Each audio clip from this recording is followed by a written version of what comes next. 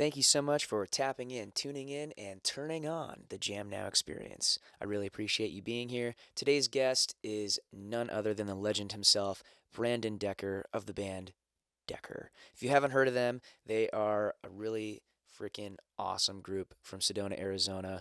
They have been at the forefront and leading edge of the music scene out here, and they just continue to um, push the barrier of what to do next as far as their sound and their creativity. And I first heard about Decker years ago in college when I was being interviewed for the Puma Press. The person that was interviewing me, Charlene, shout out. Um, she was like, "You got to check out this band Decker. They're incredible. They will not disappoint." And I was like, "All right, I'll check them out." As soon as I did, I was hooked, and just amazing music, raw, live, and organic, which I thought was so cool. They also work with a guy named Bob Hogue, who's a legendary producer in the Valley, and has put out amazing music from bands like Fairy Bones and Captain Squeegee and Decker. Um, and I'm really excited to hear this new album that they have coming out. Brandon goes into it a little bit, talks about where it was recorded, the creative process behind his songs, and we even get into artificial intelligence a little bit and how it's going to be shaking up the music industry and the world for that matter. So, this is a really exciting episode. Thank you so much for being here. Thank you so much for supporting the show. And once again, the Jam Now experience is brought to you by Shore Design Clothing. So thank you so much, Shore Design Clothing, for your support. If you guys would like to get a discount at checkout, feel free to use promo code JAM. So once again, go to shoredesignclothing.com and use promo code JAM at checkout to get a discount off your order. It's going to be an awesome conversation that you guys are in for. Thank you so much for being here. And without further ado, enjoy the Jam Now experience with none other than Decker himself. Brandon Decker, thank you so much for your time jumping on the podcast today. I really appreciate you. I appreciate you and thank you for having me.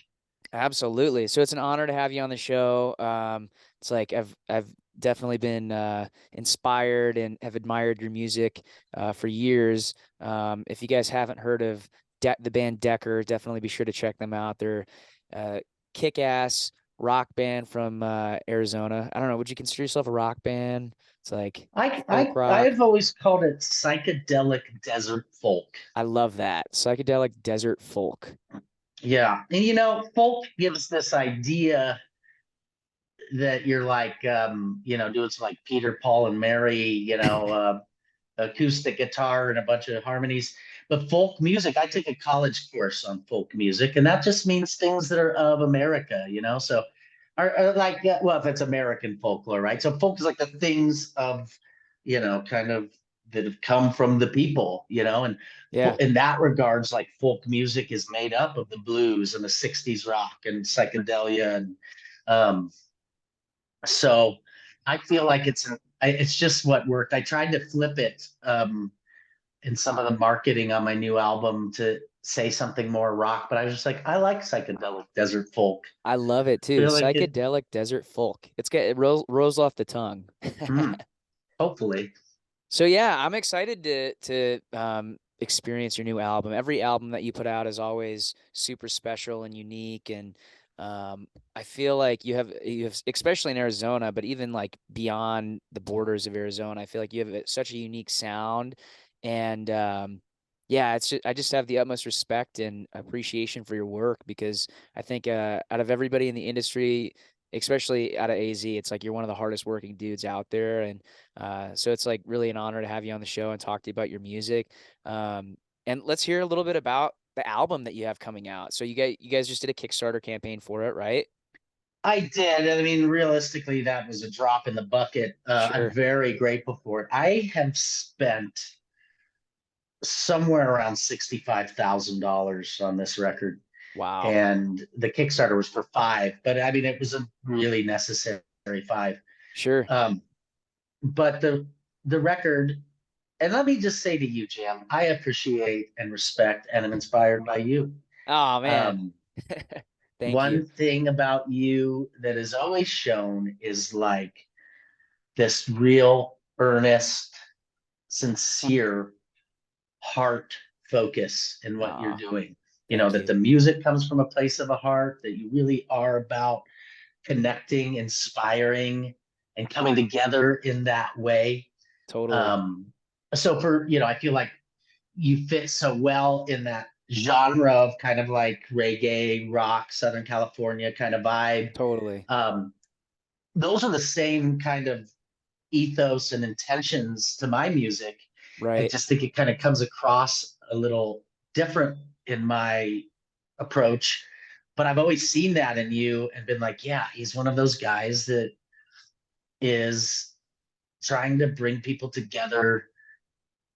You know, like to me, the whole process of creation is like I am navigating something of my life experience Yeah. so that I can understand it better, but so that I can understand it better to share it with other people so that hopefully all we can come together and and get to a more a greater degree of harmony.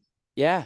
Well, and that's what music's all about, right? It's really, like if somebody were to ask like, what's the reason that you got into music in the first place? It's like for me, it's like, Girls. yeah, that's what the Beatles would say. That's a good answer. Is that your reason for getting into music? That was why. Yeah. I was telling someone else about this recently. Like, I remember when I was in college, and this one night, this roommate I had, who oddly enough is a priest now, um, but he was a really charismatic, talented guy. It's so And funny. he came home with two girls, both super cute. The And priest did. yeah, well, he's an Episcopalian priest. He's married. He always liked Okay. girls. Yeah. Um, but he came home and started playing Dave Matthews Wow. for these. So this was in that time frame, right? Sure. And I just remember them like oohing and awing, and I was like, I have got to learn how to play guitar. Yeah. That was the roots of me That's getting awesome. into big music. How old were you at that time? 21. Oh, wow. Okay. So you're Yeah, 21 and then you're like, I'm gonna do this. I was a late bloomer. I Yeah, with was a playing late music. bloomer. Yeah. I know people that, much like kids are wanting to be athletes in their teens. Like I know people, I'm sure you do too, that like at 14, I mean, you look at Taylor Upsall, Right. I mean, Yeah. she was hammering away at a young age with the, like, this is going to be my career. Yeah. No, Taylor's definitely somebody that, again, like somebody that I have the utmost respect for too. I mean, she's totally just taking her career like off the charts, Oh my literally. God. It's awesome. It's insane. Arizona, I think that there's a lot of good talent that comes out of Arizona. So, Sure. Yeah. um, so really quick, I want to hear more about the album and everything that you guys have planned, for putting that out and stuff. So, are you able to, like, where did you guys record it? The album we recorded at this place called East West Studios in Hollywood. Famous, It famous is studio. it's responsible for more, I think, Grammy award winning or platinum albums than any studio in the world. Wow. I can't remember the exact stat there, but like Frank Sinatra did all his stuff there.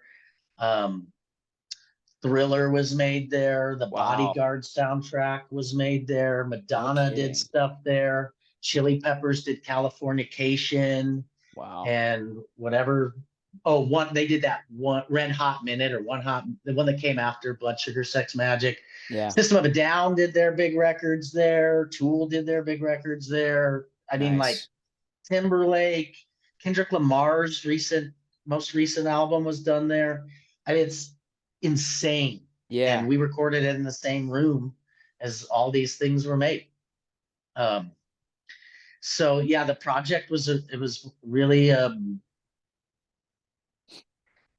ambitious. Sure. The goal was to record an album in 2 days, Wow. Like, how all many songs are live, on the album? 10.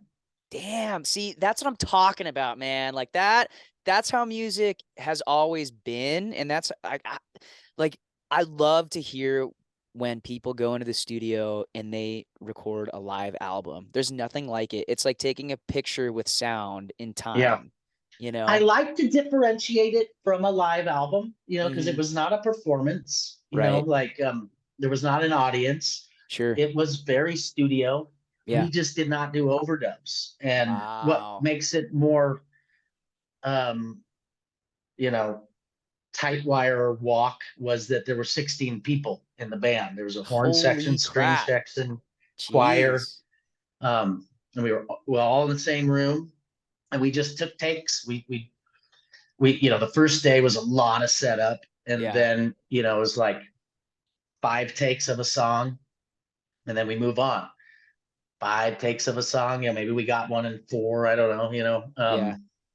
just hammering, and we had, so the work was done in pre-production a Sure. lot. We practiced the album for 6 months, Wow. um, just hitting it Yeah. all the time. Had brought in really wonderful people to write the arrangements for strings and horns and choir. And the producer was Bob Hogue, and he Mm. So Bob he was produced it. That's awesome. yeah. Cool. um so he, we knew what needed to happen when we were there, and he knew what takes needed to happen, and he's a meticulous guy. So Sure. when Bob was like, yeah, you got it, you know we knew it was time to move on. Now obviously, I mean, there's still Pro Tools trickery to this sort of thing, Sure. kind of like, maybe this part of this song worked better. And you'd kind of find what song had the best take, and then if some things needed to be maneuvered a little, some Right. things could be maneuvered. Yeah. You get 3 4 good takes of a song. Ideas, you probably got it all in there. Yeah. So That's yeah, so that was cool. the project. I love it, man. I'm so excited to hear it. Every song or a record that like I've ever experienced that you put out, I've loved and really resonated with. And I dropped the R word, but no, I mean seriously, like I'm actually like I pulled up one of your songs, "Awake," on one of my streaming platforms, and I'm like, man, can you just tell me a little bit about how you wrote that song? Like, what was the inspiration behind that? Awake was one of those beautiful gifts. Like I know, like sometimes songs take a few weeks or longer, and sometimes songs are just like a download, Right. a transmission. And it was funny that how that song came along. I was watching the documentary Jim and Andy Okay. about when Jim Carrey played the comedian Andy Kaufman, who was a Mm. nut, right? It was brilliant. Yeah, I remember seeing that. Totally. And it was so interesting because he was so deep into character. And I was like marveling over how beautiful it is to fully succumb to something you're doing. In this Mhm. case, it was an acting performance. And Yeah. I was just like, that's so amazing. And I picked up the guitar. I mean, the songs are it's like a GCD kind of Neil Young sort of Yeah. thing. But like the thought was like, I just want to say the most beautiful thing I could say every line of this song. You're born to wake up. You're born to be true. You're born Yeah. to be, I have to be singing it to know all the words. But like every line was just like this thing of like, if people would just remember. Yeah, that's the refrains. You got to remember you were the one. Yeah. So every line was just like this. Like, what's the most beautiful thing I could say to you and Yeah. me? It's a beautiful song for everybody out there that hasn't heard it. Go check out "Awake" by Decker, and be sure to definitely stream his new album. I? It's always like kind of funny whenever people are like, "When's the album coming out?" Because it's like sometimes like we don't always have like a set. We should have a deadline, but when do you have like a rough idea maybe or Yeah, no the album pressure? comes out. No, it comes out June 9th. June 9th. Oh, cool. So Yeah, it's coming up. yeah, Awesome. and I'll send it to you when we get off the phone so you can hear it. Dude, get a little There's sneak a few preview. singles out. Kind of been announced late March with the first single, and we've released 3 of the singles. Cool. Um, and yeah, I mean, God, it's been done since. I mean, we recorded it June of last year, Okay. and it's been done since October. Yeah. And it was just one of those things, like the way that it works to, you know, attempt to do it right. Hmm. It, you know, it was like, okay, October, we started figuring the plan and we kind of pinpointed, okay, early June seems like when we can have enough time to launch all these campaigns and, Yeah. you know, get it out there. Yeah. But It's this, a, oh, go ahead. you go ahead. No, I was just gonna say it's a funny thing, like, as a fellow artist, how it's like you're working on these tunes and they're just like baking, in the oven for like a year or however long it takes for them to incubate, or be ready. And it's, it's such a rewarding feeling to be able to like finally put the stuff out there. And so I'm super stoked. Can't wait to hear it, man. Yeah, I can't wait for people to hear it. On that note, I mean, I think by the time they come out, most artists are kind of cooked on it. You know, Right. like I've eat, breathe, shit this for so long. You know, Yeah, it'll be such a relief to have it out there, and also really excited for people to hear it. The response has been pretty good on the totally. singles we put out, and Yeah. so it's exciting. But we're doing a big release show at Crescent Ballroom on June 10th Well, with that's the good to full know. ensemble, all 16 people who were on the album. We're going to Sweet. play the album in its entirety. Heck So I'm yeah. very excited about that. I'm considering it the biggest show of my career. Yeah, June 10th. Mark it down. Crescent Ballroom, Decker. It's gonna be Yeah, sweet. please come. Yeah, absolutely. Looking forward to it. Dude, that's freaking awesome, man. So what a trip. So how did you, so you said you were 21 when you started getting into music and you got influenced by your buddy that was a priest. But like how old were you when you like first started like picking up the guitar? 21. I had a bass Really? guitar. I had a bass guitar when I was about 16. I was never very Okay. good. Yeah. And 21, I when that happened, Wow. I just started playing guitar and singing. I learned on Ben Harper tunes and Cool. Sublime tunes Yeah. and Dave Math. It was a lot of Ben Harper. There's this double live Ben Harper album. The first side was electric, and the second side was him acoustic. It Right. was called Live from Mars, Okay. Yeah. and I like learned the whole second disc. Hmm.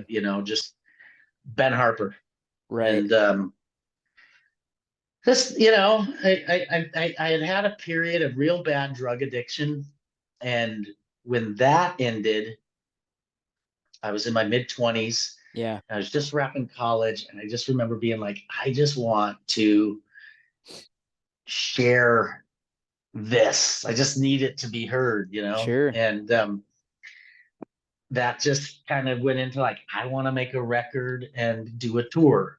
And then I Yeah. did that. And then I was like, I want to make a better record and do a better tour. And Sure. I put out almost a record a year for my first five, Yeah. um, That's incredible. toured all the time. And this is my eighth studio album and That's 10th release. incredible. That's so freaking awesome. That's a huge accomplishment. Eighth studio album. Yeah. Yeah. That's huge. So many people. I mean, it's like you look at like Nirvana. Like how many albums did Nirvana put out? I think They were two. impacted by death. They Yeah. I they mean, they had were Bleach. they were impacted by death. This is true. No, but no, but I mean that's a huge accomplishment, and that was something that I wanted to ask you too, because it's like it's funny. Like I have friends that I like grew up with, that I like wrote music with and stuff. I kind of learned how to write music with, and I have like a buddy of mine that's like, "How do you finish a song?" And I'm like, honestly, like when you start, like you just have to finish it. Like John Lennon always talked about how like when you're writing a song like and you sit down for a session to like write, like don't get up and try to like come back to it later or tomorrow or the next day, like just finish it in that session. So like for you, like your songs are so prolific and like I want to use the word like ethereal, like they have this like um this beautiful energy to them, and each one is like unique, and like your sound is just like you and Bob Hogue have definitely made a Decker sound, like instantly when you hear like a Decker song come on and you hear your voice, like, oh, I know who that is. um and so like what is it that like I don't want to say like inspires you, but like when you go to like write a song, what's your process, I guess, like when you go into your creative mode to write? It's so weird. I don't know.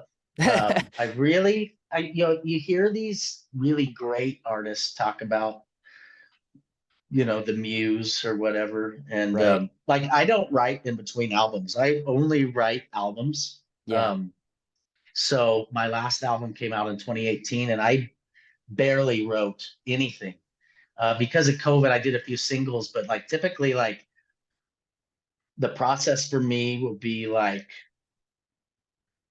write album, work on it with band, record album, do all of that album cycle stuff, Right. like, you know, promote it, then Mm-hmm. release it, do a tour, and then I'll kind of lick my wounds from all of that for a little Yeah. while and live my Sure. life. And Yeah.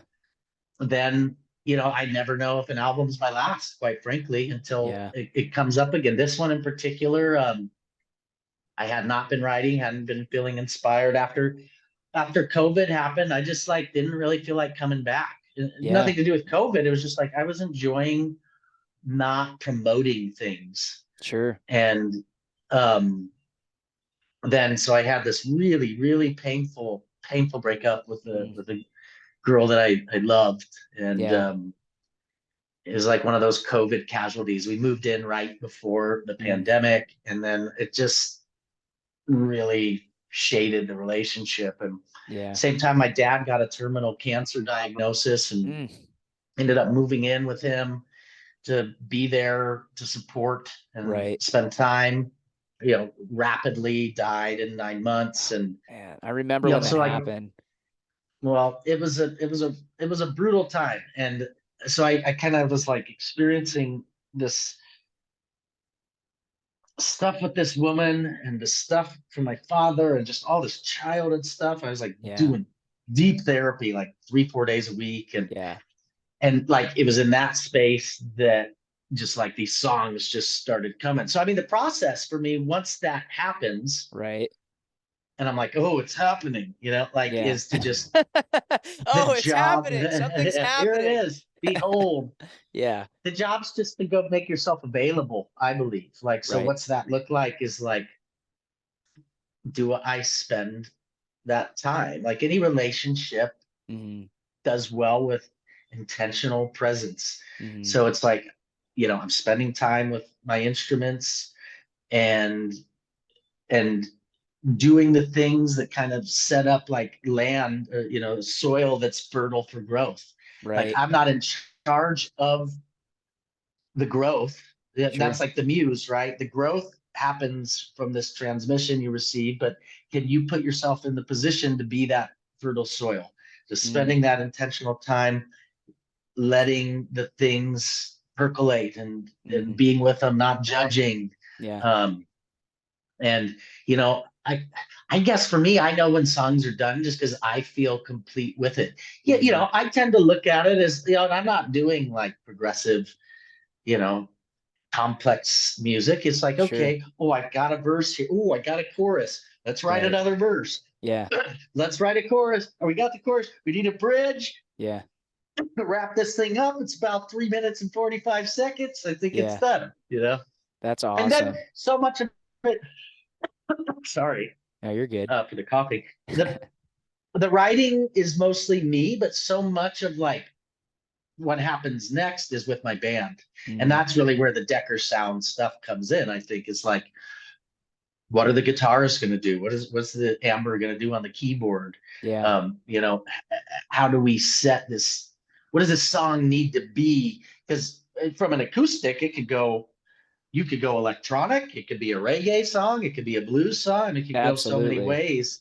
So it's kind of like, how do we now sculpt this? Like, it already told me what it needed to be in its structure, but now, like, Mm. what does instrumentation reveal to um, really what it's going to be? Yeah, totally. Yeah, I love that. And I can definitely empathize with everything that you went through. It's like going through or just got over like, going through a breakup, and my mom was like dealing with some cancer stuff too. So it's always funny how Mm, that happens at the same time. It's like family sure. Is member she gets all right? diagnosed. Yeah, she's better now, she, is like skin cancer. So I guess like that's the positive thing is that, it's usually as long as it's like, granted, she had it for like 5 or 6 years, on her face, Mm, but so it's mm, pretty deep. But she persevered. She's super strong, and but it was definitely intense going through, all the surgeries with her and everything, and then uh, yeah. breakup happening in the middle of that too. It's like Mm. not fun. All So this stuff is, every time it seems so real. And, I mean, a lot of what this album is about is like, I mean, we can't avoid death, yeah, whether that's a death of a loved one or death of a relation. I mean, life hmm is part and parcel with death. That's the name of the album is Ouroboros. Like it's about, the serpent eating, the continuity and yeah, connectivity of all things. So it's like we are going to face all of these things. So kind of, a good perspective to try to remember as dark as it gets is, and I know you know this, it's just like these are the things that carve out the best in us. totally. These are the ways that we refine, things like faith, and it doesn't have to be a religious thing, but our uh, a compassion, hmm perseverance, presence. I Yeah, mean, we don't tend to learn and grow as much in the periods where everything's really going the way that we want it to go as we sure. do when we're suffering. And Yeah. so many lessons in like, I mean, so much of it honestly comes down to like letting go of the notions of how we would like things to be. Oftentimes, when you can release that grip, hmm you find that there's something much more beautiful to be beheld. Absolutely. Absolutely. Yeah. I mean, it's funny because I feel like suffering is like a reoccurring theme that's brought up kind of on the podcast lately. But I guess Oh yeah, it's the one thing that's like universal. Everybody's going to experience it, like in every single day. Like everybody experiences some form of suffering, and it's all about like Tina Turner just passed away yesterday, RIP.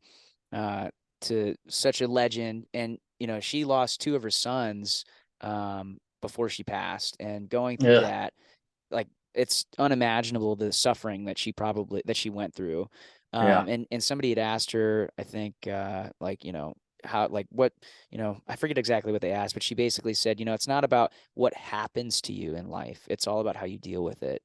yeah, And it's like, you know turning a tumultuous or um turbulent situation or life experience into art is one thing that it resonates with people. Like I think that's what makes beautiful art, is when it's able to transcend time and space, where it can be passed down, and also it's something that is universal that everybody can connect with, whether it's the loss of a family member or a breakup or whatever. It's like having those universal human experiences and sharing that through art. I think that's what makes amazing music, amazing art, and I think that's why people have supported you for as long as you have, Brandon, is because you have been this like median for sharing these life experiences through your art, and you're able to transmute these things and turn them into a gift to share with the world, which is so awesome. well thank you, that's definitely the objective. Yeah, that's the way, man. That's the way.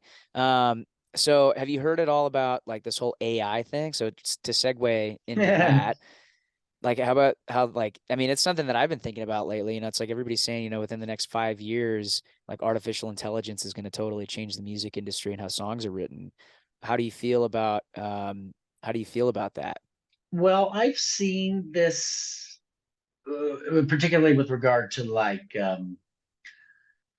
graphic and visual arts Right. a lot. Yeah, I I find AI very concerning. I think totally. the ramifications of what could possibly happen with regards to our privacy and security, let alone what it means to art is it's probably not going to be good, Sure. the direction it's heading. But I mean, it's one of these things, I mean, so many ways I love humanity and, we're capable of such beautiful things. But, it seems like our karma has been hell bent on self-destruction. Totally. Um, and I think we're going to have this AI stuff bite us in the ass. Yeah. Uh, Well, it'll be And like it's the funny to me how Terminators and exciting people are, oh man, it drives me. about it. It's crazy. I know it. People are super excited about it, and I don't even know. Like, I have no idea how to even use this new artificial intelligence to write music. Like, I kind of am curious to see what it's like. To like mess around with it a little bit. I almost feel like it's kind of like messing around with a Ouija board or something, though, because it's like Right. I don't know. It's like The you're dark spirits. the dark spirits coming through. But um, No, it's a spirit. I mean, it's a spiritless totally. enterprise. I one day for fun, I needed to write. So I have a perfume line, and I do everything on it. Wow, And it's a called Agua perfume de line. Sedona. That's how I pay my bills since COVID. That's It's so called cool. Agua de Sedona, Okay. and I don't post much Yeah. because it's just this thing I make and the people buy a lot of it. Yeah. But I like every now and then I'm like, oh, I need to do a social media post. So one day for fun, Yeah. I went on to one of these AIs and I was like, write a post about Agua de Sedona. And it wrote a post for Really? Agua de Sedona. But it was vapid, Mm. like it was like exactly what AI would write for a post, like it was Yeah. just cheap, you Yeah. know. I'm sure there's many benefits where it's enhancing our life, maybe saving us money. Yeah. Um, if you can get, but probably not, because anything that's saving money and that is just probably feeling it to their CEOs. It's not like they're like Right. serving that saving down to their customer. Yeah. But It's such a funny thing because it's like I feel like it's just so I don't know, like I feel like art and music and just creativity in general is the one thing that has pushed humanity forward through tribulations, like you think about like, the pandemic, everything that people went through at that time. I think music, people live streaming, creativity was, I think maybe a little bit more insipid because of everything happening, but it also took on a different form. A lot of interesting music came out, I feel like, during that time. Um, but as far as like the Vietnam War, like you think about everything that happened then and all the amazing music that came to fruition as a result of that sure, time, yeah, And it's like I just feel like it's like are we losing our humanity because of technology, and absolutely. I mean it's like we're disconnecting with our um with ourselves, I feel like, Technology, the Unabomber was onto some stuff with his theories. How he went about it was obviously terrible, Sure. awful. But his whole thing was technology is going to be our ruin. Yeah. I walked out of a grocery store the other day, and immediately outside of it, there's this guy getting out of his car, and he started laughing. I was looking at my phone, and I looked up, and he was laughing, and he was like, "Everyone's on their phone." And I looked around, and there were like five other people staring at their phone. Or if like you get on a subway in New York, everybody's just. I Right. mean, technology. I mean, it does all these beautiful things for us, but I mean, 100%, it's damaging our ability and willingness to connect. Yeah. I mean, you think about the 60s when technology was very limited. I mean, people probably spent a lot more time hanging out with their neighbors, making art, Sure. cooking their dinner, like doing things, that are kind of healthy and edifying. Yeah. Like think of how much screen time we now feel is mandatory in our lives. Like people weren't slaves to screens Right. 30 years ago. Yeah. Slaves to Um, screens. There's their next album. No. Someone Collab. will We'll do it. collab on it. No. Sure. I mean, I have an iPhone. Right. And I look at it too much. Sure. Um, and it makes me sad sometimes. Like I just think Yeah. like how much of my vitality Mm. am I giving away? Um, there's been a couple times in my life where I went flip phone Sure. and like intentionally was like, I want to not have the reason to look at the phone. Yeah. And what I found both times was that my energy levels, my relationships, my memory, my focus, Mm. reading, happiness, Yeah. lack of depression, Hmm. um, everything in my life improved noticeably. Yeah. But you sacrifice one thing, and that's convenience. Yeah. You then lose the ability to call a lift. You lose the ability to be driving and be like, where the hell am I going? I need to pull up my Right. GPS. Like you Shh. lose the ability for instant. I want what I want right now. Like what was the name of the fourth Bob Dylan album? Oh, like so we trade basically everything that you would include in a definition of quality of life Yeah. for instant convenience. Sure. Yeah, it's a funny thing. Like I just took a month-long break from social media and I remember like after like a couple days into it, I'm like, shit, people are like messaging me on here about gigs and stuff. I have to go on here and check this. Like I have to, you know? It was Yeah. like as much as I like would have loved to have just like been able to completely not be on there for any reason. I couldn't. Like I had to for like, business or work related stuff. But Business keeps you tied in. yeah, but it definitely like you said, like, like I was really, that was like right after like, a couple months after a breakup and stuff. I'm like, I just want to have like a totally clear channel for some creativity. So I just was like, no phone, no social media at all. And like you said, depression decreased, mental clarity increased, focus.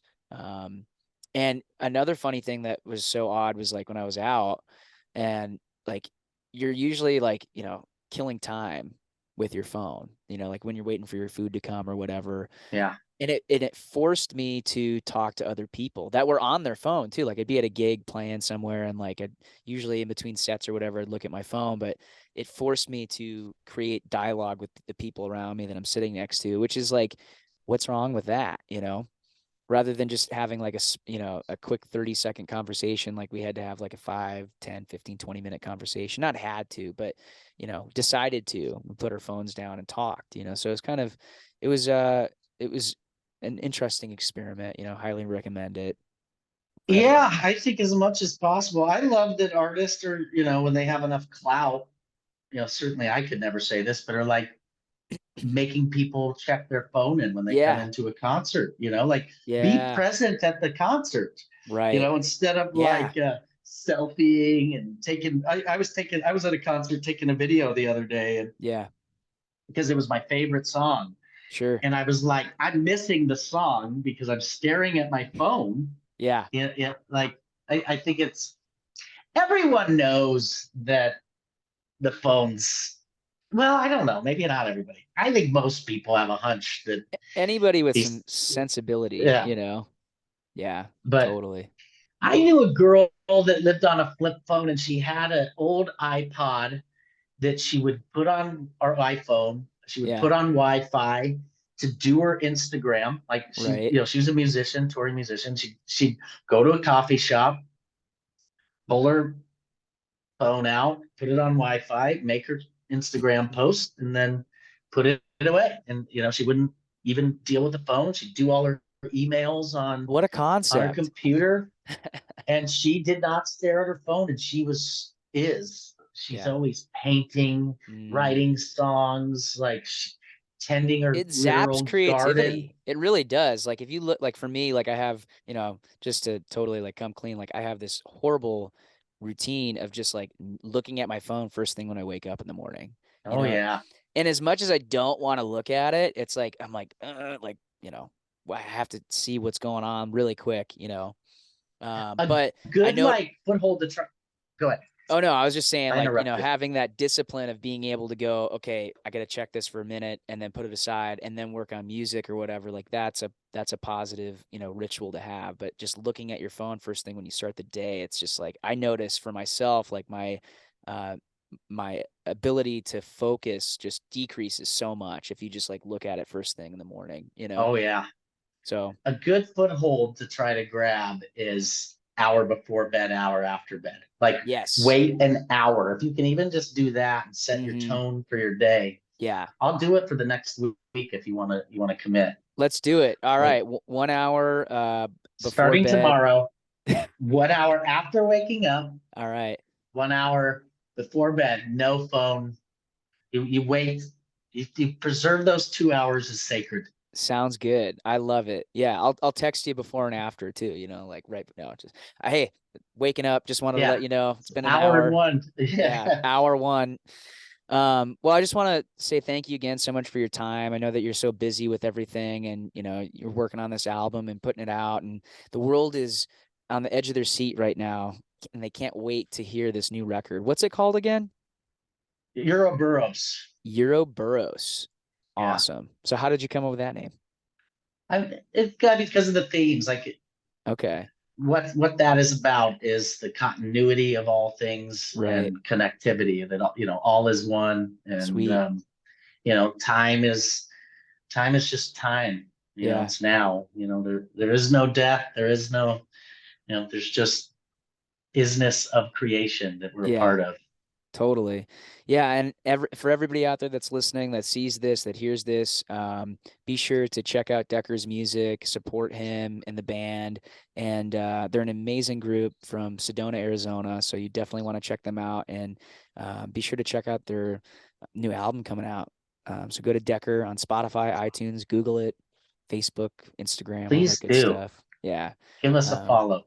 Absolutely. They're one of the realest, coolest bands out there right now. They, love you guys. Like, and really looking forward to working with you guys in the future. And I appreciate you being so generous with your time coming on the show today.